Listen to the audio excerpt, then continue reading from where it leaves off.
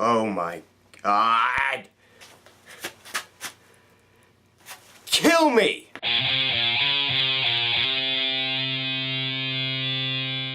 Contagion. Contagion follows multiple stories of Matt Damon, who is a father who has to deal with the virus outbreak after his wife dies. Lawrence Fishburne, who is, I think he's a doctor of some sort, who's trying to, with his colleagues, find a cure for the virus.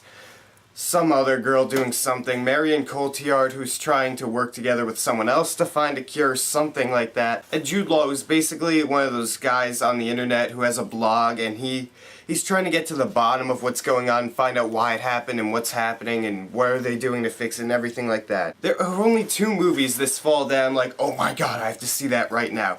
It was this and this.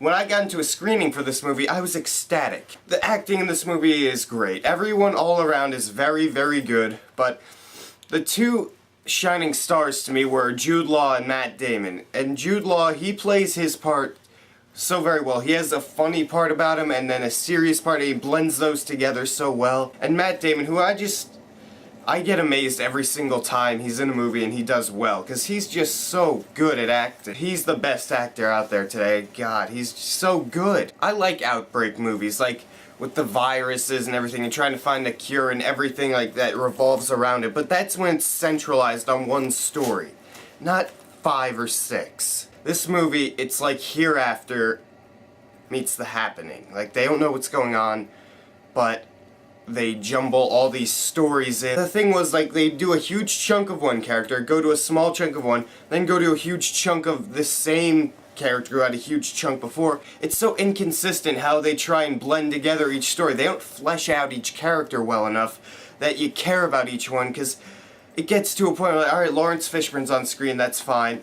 Jude Law, alright, yay, Lawrence Fishburne again, where's Matt Damon? I want to know about Matt Damon, and I don't get to see him for like another 10 minutes, which pisses me off because I want to see the better actor in the movie. And Marion Cotillard's storyline is not well done at all. Not only was I indifferent towards it throughout the whole movie, but they didn't close it out at all. Nothing happens and it ends. There's no payoff.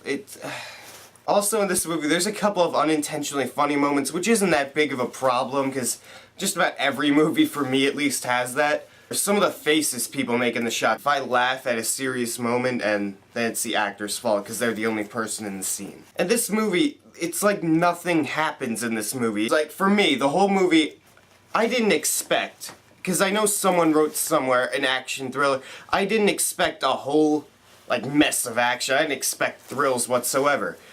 But I expected something in the movie to happen. Like, nothing happens in this movie. It just keeps going along, going along, going along. It's so predictable.